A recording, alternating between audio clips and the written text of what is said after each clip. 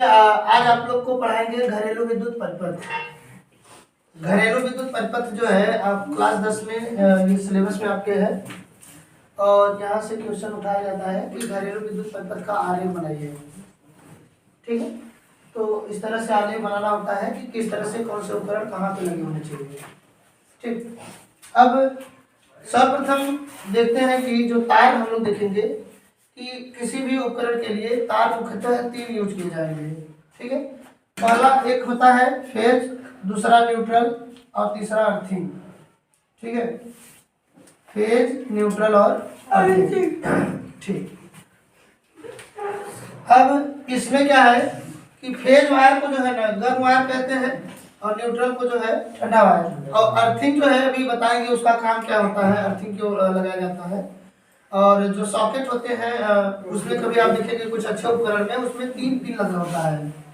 ठीक है, और उसमें होता क्या है कि कुछ लोगों को अगर पूछेंगे तीसरा पिन का काम क्या है तो कहते हैं कि ना कि वो उसको सपोर्ट करने के लिए कहेंगे कि प्लग में सपोर्ट करने के लिए तीसरा पिन का काम है, लेकिन ऐसा नहीं है।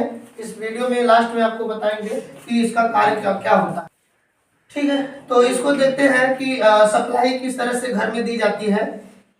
देखिएगा यहाँ पे फेज और जो न्यूट्रल लिखा गया है ये पावर हाउस से आया हुआ है, जो कि खंभे के द्वारा जो है आपके घरों से बगल लगे हुए ट्रांसफार्मर के द्वारा सप्लाई की गई होगी। और यहाँ से फेज और न्यूट्रल 2 आए हैं। सर्वप्रथम आपके घर में लगा रहेगा क्या, मीटर, वैद्युत मीटर। ठीक है, तो उसका कनेक्शन कहाँ पे कर दिया जाता है, वैद्युत मीटर से। उसके बाद जो है फिर जस्ट उसके बाद लगाया जाएगा फ्यूज। ठीक है, फ्यूज इसलिए लगाया जाता है कि यदि मान लीजिएगा कभी कभार यदि हम लोग देखें ज़्यादा विद्युत की सप्लाई आ जाए या आप जो है ना ऐसे उपकरण का यूज कर रहे हैं जिस कारण जो है वो ज़्यादा विद्युत धारा जो है खपत ले रहा है, तो वहाँ से तार जो है हीट हो जाएंगे, गर्म हो जाएंगे। तो जो घरों में जो जितनी वायरिंग की गई थी वो तार पहले गर्म हो जाएंगे, पता चला उससे पहले यही गर्म होकर के पिघल जाए। ठीक है, तो ऐसे तार को ही हम लोग नाम देते हैं फ्यूज। ठीक है, तो यहाँ पर मुख्य फ्यूज लगा दिया गया है कि पहले ही यदि कुछ दिक्कत हो रही है तो यहीं से फ्यूज जो है पिघल जाए। ठीक, और ये धारा प्रवाह को रोक दे। उसके बाद क्या आता है कि मुख्य स्विच। ठीक है, मुख्य स्विच क्या है कि आप देखते हैं कि ग्रिप होता है, आपके घरों में लगे होंगे, तो वहां पे क्या किया जाता है, देखे होंगे कि ग्रिप लगा रहता है, उसे निकाल दिया जाता है, तो वो मुख्य स्विच की तरह कार्य करता है। एक डीपी होता है। ठीक है, जो डीपी है वो आप लोग देखते हैं डबल फेस के लिए है, तो ये दोनों डीपी आप अप डाउन कर देते हो तो उसके बाद जो है रहेगा वो धारा को जो है आगे जाने नहीं देगा, केवल सप्लाई यहीं तक आती रहेगी। यदि मान लीजिएगा घरों में कुछ सब काम लग गया वायरिंग सही करने का कुछ, तो आप यहीं से ही क्या कर सकते हो, सप्लाई बंद कर सकते हो मुख्य स्विच से ही। उसके बाद मुख्य स्विच के बाद आता है वितरण बॉक्स। वितरण बॉक्स, वितरण बॉक्स क्या है कि यहाँ पर एक ऐसा जो है ना इसके अंदर एक तांबे की मोटी छड़ रहती है जिसमें आप देखेंगे स्क्रू लगे रहते हैं। यहाँ से क्या किया जाता है, अलग अलग, जैसे यहाँ पे एक फेज के लिए और एक न्यूट्रल के लिए, दोनों में इसमें संबंधित पेच लगे रहते हैं और फिर इसमें से अलग अलग जो है स्थानों पे विद्युत की सप्लाई की जाती है। जैसे मान लीजिएगा आपका घर जो है 3 फ्लोर का होगा, तो यहाँ से ऐसा नहीं करोगे कि एक ही फ्लोर जो है एक ही फ्लोर के लिए यहाँ पे लाए और इसमें से फिर कनेक्शन करके दूसरे फ्लोर के लिए लेके गए।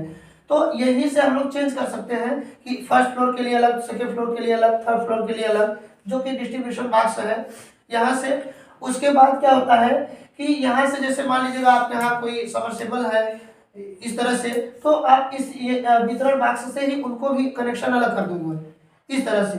जैसा कि देखिए एक घर के लिए ये सप्लाई दिया गया है, एक रूम के लिए समझ लीजिएगा, तो फेज और न्यूट्रल है। तो देखिएगा फेज वायर जो यहाँ पर ऐसे करके दिया गया है, ये कोई डिजाइनिंग नहीं है, ये इस तरह से बनाया गया है। अगर सीधा कर देते तो ऐसा लगता है इसमें जुड़ा हुआ है। ठीक है, अर्थात यहाँ पर इस तार, जैसे ये तार है तो इस वाले जो है छड़ को ये टच नहीं किया हुआ है, इसलिए इस तार को इसके ऊपर से क्रॉस करके लेके जाया गया है। मतलब इसमें जो वैद्युत रोधी पदार्थ है वो इससे, इसका तार जो रहेगा, ये जो तार गया है इससे संपर्क में नहीं है, इसलिए ये यहाँ पर सी टाइप ऐसे करके सर्किट बनाया जाता है। आप देखेंगे यहाँ पर भी ऐसा ही है कि इसको यहाँ से क्रॉस करा के लेके गया गया है, उसके ऊपर से लेके जाया गया है, ठीक है। अन्यथा अगर हम लोग ऐसे बना देते तो ऐसा लगता कि यहाँ पर ये ज्वाइंट है इसका, जो कि ये गलत रहता, ठीक है। तो आप यहाँ पे इस तरह से यहाँ पे इसको क्रॉस कराने के लिए जब दिखाएंगे आप परिपथ को सर्किट डायग्राम में, तो इसे क्रॉस करा दिया जाता है ताकि ये क्रॉस है, ठीक है। अब उसके बाद क्या होता है कि जो ये फेज वायर होता है, फेज वायर को यहाँ पे देखा जाएगा कि जो फेज वायर है यहाँ पे आएगा कहाँ पे, बोर्ड में, ठीक है। किसमें आएगा, बोर्ड में। अब देखिएगा बोर्ड में ना बहुत से बटन लगे रहते हैं, बोर्ड में बहुत से बटन लगे रहते हैं। किस तरह से समझिएगा, जैसे देखिएगा आपके सामने एक ये बोर्ड है, खराब पड़ा बोर्ड था, पड़ा था तो आपको दिखाने के लिए, ठीक है। तो यहाँ पे क्या है कि आप इधर से इस साइड से देखिए तो यहाँ पे सब बटन लगे हुए हैं, ठीक है। तो अब जो ये बटन लगा हुआ है जिसे स्विच कहते हैं हम लोग, तो ये स्विच जो है ना, अब स्विच ऑन और ऑफ कहते हो ना, तो स्विच ये है, स्विच बटन है। तो इधर से अगर इसको उल्टा देखिए तो यही बोर्ड है, इस बोर्ड में यहाँ पे क्या सब बटन लगे हुए हैं।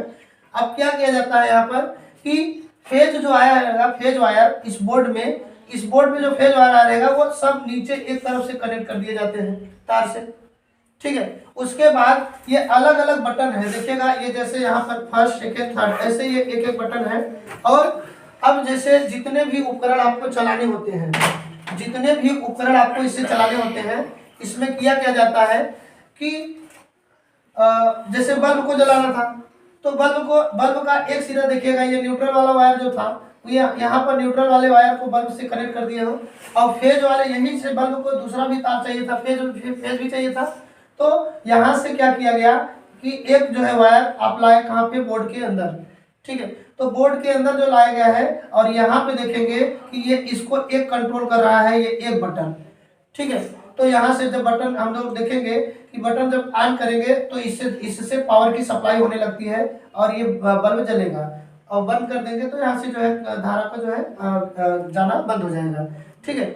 ऐसे ही ये पंखा है, तो पंखे का भी देखिए एक सिरे पर न्यूट्रल का वायर पहले से ही पहुंचा हुआ है, इसको भी जो है यहाँ से बोर्ड से जो है कनेक्ट करके इसको अगले बटन से इसकी सप्लाई कर दी गई है, ठीक है। इस तरह से होता है। अच्छा, अगर आप लोग जो है सामान्यतः अगर ऐसे देखेंगे तो कहेंगे एक तार ऐसे थोड़ी होता है, आपके घरों में इस तरह से नहीं दिखाया जाता है, बल्कि क्या किया जाता है, जैसे ये बल्ब है तो उस समय के लिए आप करते क्या है कि बल्ब से जो दो वायर आया रहता है वो वास्तव में एक दूसरे में, जैसे अगर आप लोग देखेंगे कि केबल वायर है तो केबल वायर में ही दोनों वायर अंदर रहते हैं, या तो लिपटे हुए दो वायर लगे हुए आते हैं।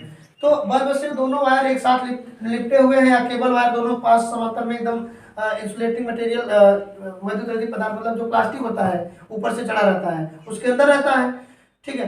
तो अब ये दोनों एक साथ आए तो जरूर यहाँ पर, लेकिन इसमें फिर वही काम कर दिया गया, जो न्यूट्रल वायर इधर ऐसे लगाया गया था ना, न्यूट्रल वायर को क्या कर दिया गया कि ये वास्तव में हम लोग के यहाँ जो अपने घरों में ऐसे कर देते हैं, वो दोनों तार एक साथ लाके कहाँ पे कर देते हैं, बोर्ड के भीतर, दोनों तारों को, ठीक है, फेज और न्यूट्रल को। तो फेज को जो है ना इधर से बटन के द्वारा कंट्रोल करते हैं, और न्यूट्रल वायर से क्या करते हैं पता है कि जैसे बल्ब को जलाना है तो यहाँ पे लाके इनको एक साथ जो है ना संबंधित कर देते हैं। देखिए ये न्यूट्रल वायर है और इधर वाला फेज वायर है, तो फेज वाले वायर को देखिएगा ये जितने भी बटन है उसे संबंधित कर दिया गया है। सेकंड, न्यूट्रल वायर से क्या किया गया, बल्ब को जो है ना सब तार इधर से, जैसे दूसरा तार अगर ये न्यूट्रल वाला आता है इस पर, तो यहाँ से न्यूट्रल वायर को यहाँ से फिर से कनेक्ट कर दिया गया, ठीक है। तो जो दोनों तार आते हैं एक साथ में आते हैं, फिर इसको यहाँ से कनेक्ट कर देते हैं। आप इस तरह से देखे होंगे, और जो पहले बताए थे ऐसे वैसे तो वहाँ पे आप अपने घरों में सामान्यतः नहीं देखते हो ना, इस तरह से, ठीक है। अब होता क्या है कि इस परिपथ में कुछ गड़बड़ियां भी, जैसे अगर आप अपने यहाँ वायरिंग में कुछ इतनी गड़बड़ी कर देते हैं कि सामान्यतः वो गड़बड़ी ना कोई फील ही नहीं होता है, लेकिन वो बहुत बड़ी गलती होती है वायरिंग करने में। वो कौन सी ऐसी गलती है उसे समझते हैं।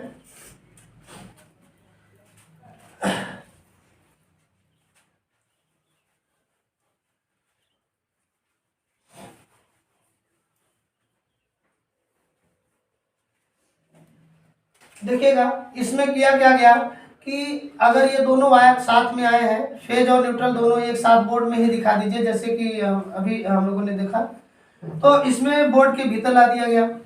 अब ये वाला फेज वायर था और ये वाला न्यूट्रल वायर, ठीक है। अब न्यूट्रल वायर क्या किया जाए, यदि यहाँ पर ये गलतियाँ होती हैं, एरर्स है, ये ऐसा नहीं होना चाहिए था, लेकिन अपने घरों में सामान्यतः वायरिंग करते समय ये सब बड़ी गड़बड़ी कर देते हैं, ठीक है। क्या गड़बड़ी हो जाएगा देखिएगा, इसमें जो न्यूट्रल वायर है, अगर न्यूट्रल वायर को बोर्ड के द्वारा कंट्रोल किया जाए, ठीक है, बोर्ड के स्विच के द्वारा, और यहाँ पे क्या किया जाए, फेज वाले को, जैसे हम लोगों ने देखा कि यहाँ पे बल्ब लगा हुआ था, तो जो बल्ब लगा हुआ था, अब बल्ब के जो बल्ब से आया हुआ जो तार, दो तार था, इसमें क्या कर दिया जाए, अगर एक तार को जो है फेज से लगा देते हैं, ठीक है। अब दूसरा क्या करते हैं कि दूसरे की कंट्रोलिंग किससे कर दी गई, बटन के द्वारा, लेकिन अब की बार गलती क्या हो गई कि बटन में न्यूट्रल वायर को टच करा दिया गया। तो इसको जब ऑन ऑफ करोगे तभी भी ये जलेगा, ठीक है, ऑन ऑफ करेंगे तभी ये जलेगा, यहाँ पे जब तक ये दोनों परिपथ कंप्लीट ना हो जाए, पूर्ण ना हो जाए।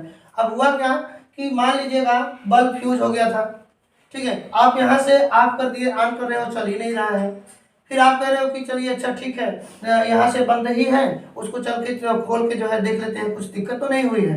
तो उस समय क्या करोगे, अगर यदि आप बल्ब में जाएंगे रिपेयरिंग करने के लिए, कुछ करने के लिए, तो यहाँ पे पहले से ही फेज दिखेगा, फेज जो है ना, जो धारा है, धारा पहले से ही पहुंची हुई है, इसको बस लौटना था वहां से, ठीक है। और कोई व्यक्ति, यदि कोई व्यक्ति जो था वो यहाँ पे यदि काम करने के लिए पहले से ही आया, यहाँ पे इसको जैसे ही टच करेगा, तो टच करेगा क्या होगा, फिर ये जमीन या किसी चीज से ऐसे टच रहेगा, तो जहां से इसको जो है ना कि धारा ये कंप्लीट हो जाए, तो फेज वायर पहले से ही था यहाँ पे, तो ये क्या हुआ कि फेज वायर ये धारा यहाँ परिपथ कंप्लीट कर दिया और आपको जो है ना करंट लग सकता है, ठीक है। तो ये गड़बड़ियां हो जाती हैं कि जब भी जो है ना बटन या स्विच के द्वारा जो है प्रत्येक विद्युत उपकरण को कंट्रोल किया जाना चाहिए, वो बल्कि न्यूट्रल नहीं, फेज वायर को जो है इससे कनेक्ट किया जाना चाहिए, न्यूट्रल वायर को जो है उनसे डायरेक्ट किया जाना चाहिए, ठीक है। सही वायरिंग वो होती है अपने सामान्यतः अगर देखा जाए तो 50% जो है अगर घरों में देखेंगे तो गलत वायरिंग की जाती है, ठीक है, जिसके कारण करंट लगने की संभावना बनी रहती है, ठीक।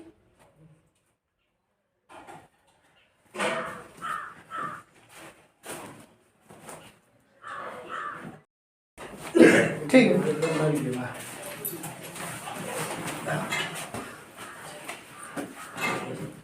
अब देखिए उसके बाद क्या है कि मान लीजिएगा जब आपको मैंने कहा था कि लास्ट में बताएंगे कौन सा चीज की अर्थिंग का क्या क्या यूज होता है। जैसे आप कभी देखिएगा आपके यहाँ वॉशिंग मशीन हो, है ना, या फ्रिज हो, ठीक है, रेफ्रिजरेटर जो रहता है, ठीक है, तो वहां पर इसमें से जो आया हुआ जो ये तार रहता है, इसके प्लग में जो है ना, आप इसका जो प्लग होता है इसमें 3 पिन लगे हुए रहते हैं, यहाँ पर तीन पिन लगे हुए रहते हैं, प्लग पिन 3 रहता है। आप कभी देखिएगा जो प्रेस होता है जिसे वैद्युत इस्त्री कहते हैं, ठीक है, तो उसमें इलेक्ट्रिक प्रेस जो होता है उसमें भी आप देखेंगे ना तो 3 पे जो है पिन रहता है, उसमें प्लग पिन ना। तो सामान्यतः जो ज्यादा उपकरण आपको अपने संपर्क में रख करके काम करना होता है, जैसे फ्रिज है तो फ्रिज के अंदर कुछ रखे हुए हैं, यदि वो फ्रिज जो है वहां पे क्या किया गया कि बोर्ड से कनेक्ट कर दिए हैं आप, तो इसमें यहाँ पे आप इसको संपर्कित करके उसके अंदर जो है कुछ भी निकालना चाहते हो, या वैद्युत इस्त्री ही था तो वहाँ पे जो इलेक्ट्रिक प्रेस था आप उसको भी आप संपर्क करके उसे प्रेस कर रहे हो।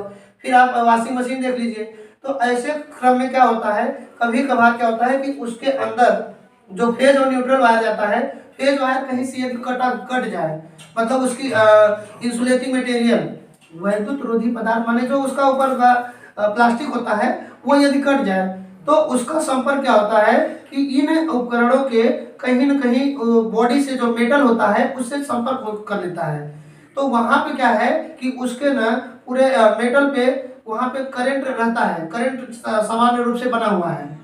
जैसे ही कोई व्यक्ति क्या करेगा उसे टच करेगा तो वहां पे उसका परिपथ जो है क्या होगा, पूर्ण हो जाएगा और आपको करंट का झटका लग सकता है। उसके लिए करते क्या है कि यहाँ पर देखिएगा ये दो वायर रहते हैं, एक फेज हो जाता होगा, एक न्यूट्रल हो जाता है, तीसरा जो होता है ना ये अर्थिंग का होता है, ठीक है। अर्थिंग का वायर क्या होता है कि आप अपने बोर्ड में फेज न्यूट्रल वायर को लाते ही हैं, एक तीसरा वायर और जो है एक कनेक्ट कर देते हैं, जो यहाँ पे सॉकेट के द्वारा जो अर्थिंग होता है, उस अर्थिंग मतलब जो है भूसंपर्कन। भूसंपर्कन क्या है कि आप देखेंगे कि जमीन के अंदर ये अर्थिंग बनाना जो होता है, यहाँ पे क्या किया जाता है कि कुछ चौड़ाई में, जैसे कुआं जैसा जो है ना, ये थोड़ा चौड़ा डायमीटर में उसको वहाँ पे खुदाई कर लिया जाता है, और उसके अंदर जो है यहाँ पे क्या किया जाता है कि छड़ भी रहती है, और इसी के भीतर यहाँ पे अल्टरनेट कोयला भी रहता है, नमक भी रहता है, कोयला नमक इस तरह से सब कुछ इसमें भर दिया जाता है। ठीक है, और ये हो जाता है, ये क्या है, अर्थिंग है, अर्थिंग है।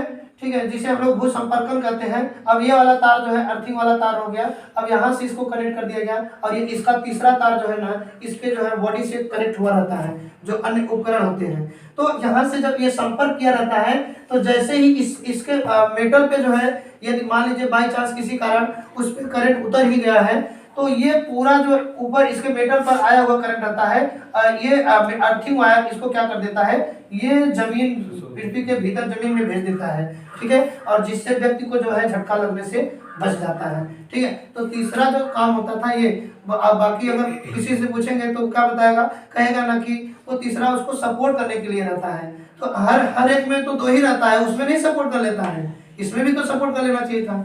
तो मेन पर्पज इसका ये होना चाहिए था, यहाँ पे होता है। ओके।